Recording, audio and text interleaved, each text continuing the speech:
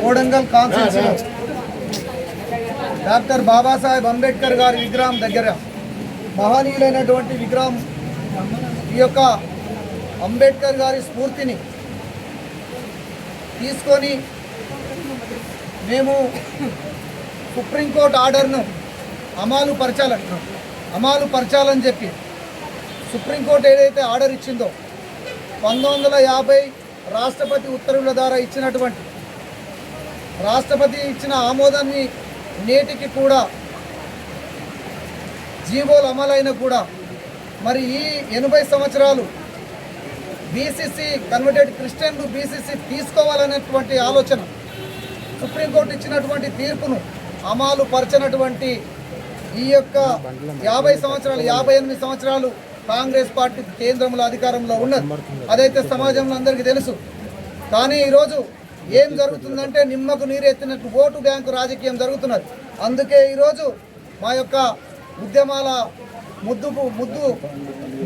ముందు నడిచినటువంటి మా యొక్క సదాలక్ష్మమ్మ మాజీ మంత్రివర్యులు ఈ రాష్ట్రంలో ఉమ్మడి రాష్ట్రంలో ఏకైక తొలి మహిళా మంత్రి, ఉద్యమ బిడ్డ, తెలంగాణ పౌరుషాన్ని ఆ రోజు అసెంబ్లీలో బాంబులతో వినిపించినటువంటి గొప్ప నాయకురాలు.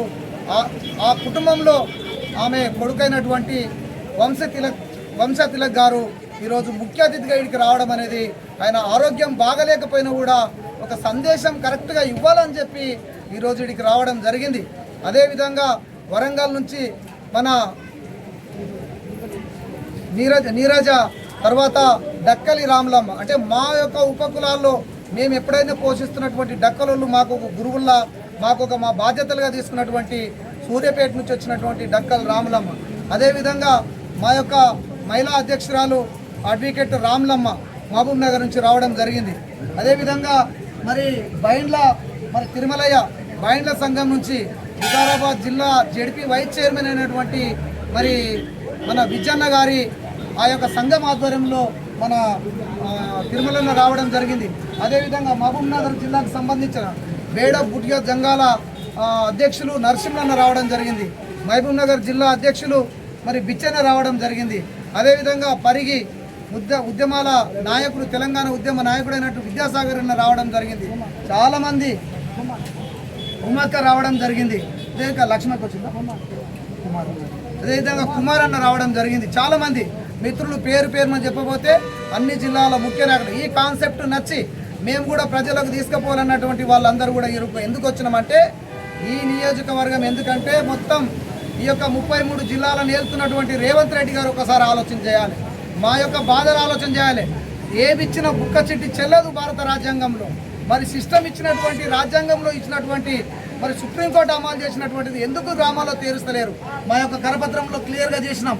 ఈ కరపత్రంలో క్లియరెన్స్ ఇచ్చినాం.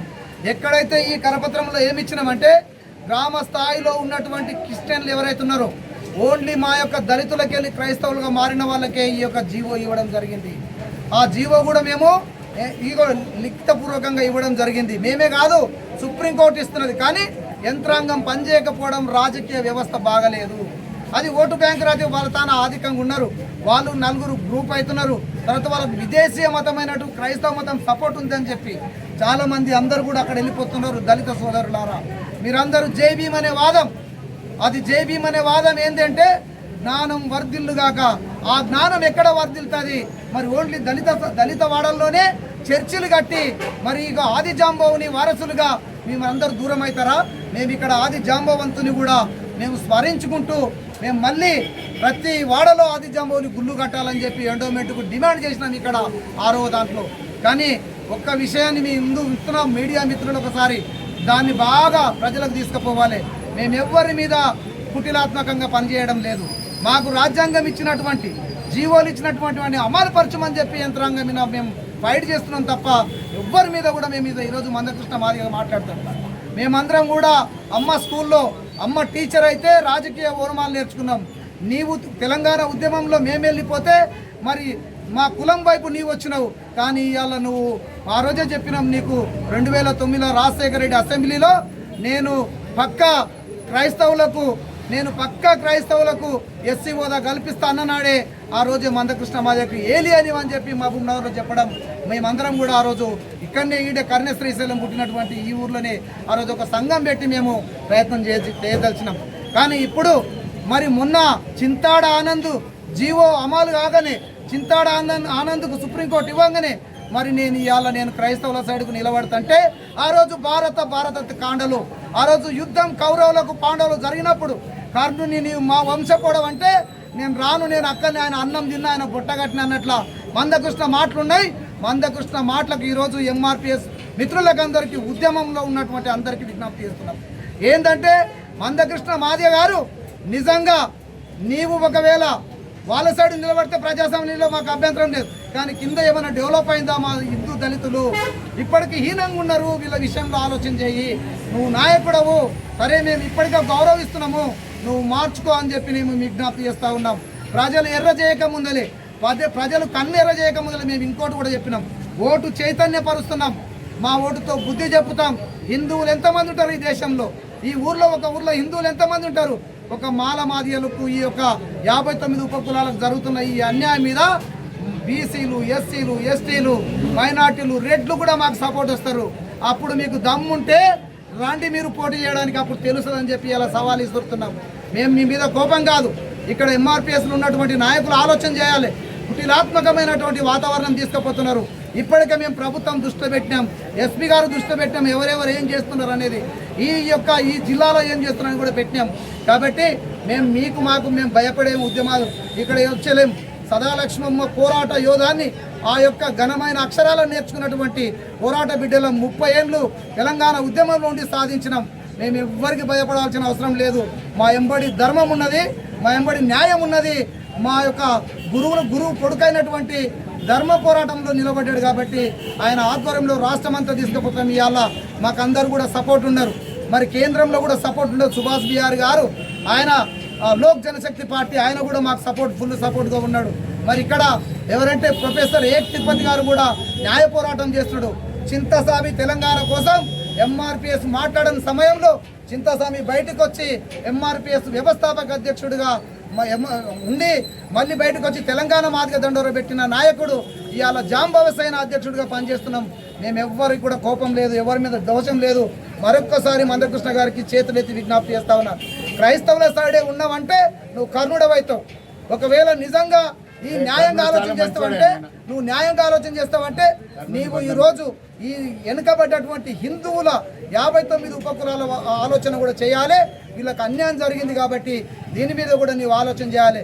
ఇద్దరు సైడ్ మాట్లాడేటట్లయితేనే మా నాయకుడవు, లేకపోతే వన్ సైడ్ నాయకుడు అవుతావు అని చెప్పి ఇవాళ మందకృష్ణ మాదిగకు మరొక్కసారి తెలంగాణ ఆది జాంబవ వారసులుగా మరి తెలంగాణ హిందూ దళిత జేఏసీగా మేము ఒకసారి విజ్ఞప్తి చేస్తూ ఉన్నాం. అన్నా ఇక మార్చుకో, నువ్వు వద్దు ఈ అనే ఆలోచన మీరందరూ కూడా నువ్వే ముందుండి పనిచేయి, మేమందరం నీతో పనిచేస్తాం. మాకు అన్యాయం జరిగింది, హిందూ దళితులు చాలా తీవ్రంగా అన్యాయం ఉన్నది కాబట్టి ఈ అన్యాయాన్ని సరిచేయడానికి నువ్వు విజ్ఞప్తి చేస్తూ ఉన్నామని చెప్పి కృష్ణమాదేవి చెప్తూ, అదేవిధంగా అన్ని పార్టీలకు ఒకసారి విజ్ఞప్తి చేస్తాం. కాంగ్రెస్, టీఆర్ఎస్ అండ్ బీఆర్ఎస్ కాలే వ్యవస్థాపక కమిటీలో మేమంతా పనిచేసినాం కాబట్టి ఇవాళ కేటీఆర్ గారికి ఒకసారి విజ్ఞప్తి చేస్తున్నాం. ఆర్ఎస్ ప్రవీణ్ కుమార్ చేస్తున్నట్టు ఉడుదొడుకులను ఆయన స్పీడ్గా మాట్లాడి క్రైస్తవుల దిక్కుపోతుంటే అది నష్టం మీ బీఆర్ఎస్ కూడా జరుగుతుందని చెప్పి నేను ఒకసారి విజ్ఞప్తి చేస్తున్నాను. అదేవిధంగా నేను బీజేపీ పార్టీకి చెప్తా ఉన్నాను, మీరు ఈ దేశంలో హిందువులమని చెప్తా ఉన్నారు కదా, హిందూ సైడ్లో నిలబడతామంటున్నారు కదా, ఒక్కసారి ఆ మాటకు మీకు విజ్ఞప్తి చేస్తూ ఉన్నాను. ఈరోజు ఎందుకు మీరు పలకడం లేదు? ఈ తెలంగాణలో మీరందరూ కూడా మా సైడు రావాలి, మమ్మల్ని ఆదుకోవాలి, మా నాయకుడు ఉన్నాడు, ఆ నాయకునికి సపోర్ట్ చేయాలి, మేమందరం కూడా ముందుకు పోతాం. ఇంకొక పార్టీ ఉన్నది కాంగ్రెస్ పార్టీ. అయ్యా మీరు ఏమన్నా హిందూ సమ్మేళనాలు, హిందూ భావజాల కార్యక్రమాలు చేస్తే మీరు చేస్తారు, కానీ న్యాయమైన ఇది కోర్టు ఇచ్చిన తీర్పు మీద మీరు సపోర్ట్ చేయాలని కాంగ్రెస్ వాళ్ళకు కూడా విజ్ఞప్తి చేస్తాం. మొన్న కవిత గారిని కలిసినాం, ఆమె కూడా అంటున్నది తప్పనిసరిగా నేను సపోర్ట్ చేస్తానని చెప్పి. ఇంకే పార్టీ ఉన్నా అందరు కూడా ఒక విజ్ఞప్తి చేస్తూ ఉన్నాం, మా టైం వేస్ట్ చేసుకోక మేము ఉద్యమాల మీద బతకడానికి రాలే, సిస్టమ్ కోసం పనిచేస్తున్నాం కాబట్టి వెంటనే కలెక్టర్లకు ఆదేశాలు ఇచ్చి కలెక్టర్ల నుంచి తహసీల్దార్లకు ఇచ్చి గ్రామీణ ప్రాంతంలో ఒక సెమినార్ ఏర్పాటు చేసి అఫీషియల్గా ఎవరు క్రైస్తవులు ఎందుకు మారిన వారికి ఏ రాజ్యాంగ ప్రకారంగా ఏ సిస్టమ్ ప్రకారంగా ఇవ్వాలి, ఇస్తే మాకు అభ్యంతరం లేదు, వాళ్ళ వంతకు వాళ్ళు ఉంటే మేము ఇబ్బంది లేదు, కలిసి అందరం పని చేస్తాం. కానీ ఒకవేళ మీరు ఓటు బ్యాంకు రాజకీయం చేస్తే తప్పనిసరి మా వాళ్ళని చేతన ఇప్పుడు చెప్పినా కదా, ఒక మాల మాదిగలమే కాదు, ఒక ఉపకులాలు 59 కాదు, అందరూ కూడా హిందువులు ఈడ పుట్టిన వాళ్ళు అందరూ కూడా అందరు ఏకమైతాం, చేతులు ఏకమైతాయి. ఓటుతోని బాబాసాహెబ్ అంబేద్కర్ ఇచ్చిన ఓటుతోనే మేము బుద్ధి చెప్పగలుగుతామని చెప్పి ఇవాళ డిమాండ్ చేస్తూ ఈ కార్యక్రమానికి వచ్చిన ప్రతి ఒక్కరికి పేరు పేరున విజ్ఞప్తి చేస్తూ, సమయం లేదు కాబట్టి అన్న మీకు కూడా పాత్రిక మిత్రుల యొక్క విజ్ఞప్తి, చాలా బ్రహ్మాండంగా ఇది న్యాయమైన సమస్య, మీరు రాసి మీ యొక్క వాకును ప్రజలకు తీసుకుపోతారని చెప్పి విజ్ఞప్తి చేస్తున్నాం. జై జాంబావా, వర్ధిల్లాలి తెలంగాణ ఆది హిందువుల ఐక్యత, వర్ధిల్లాలి తెలంగాణ ఆది హిందువుల ఐక్యత.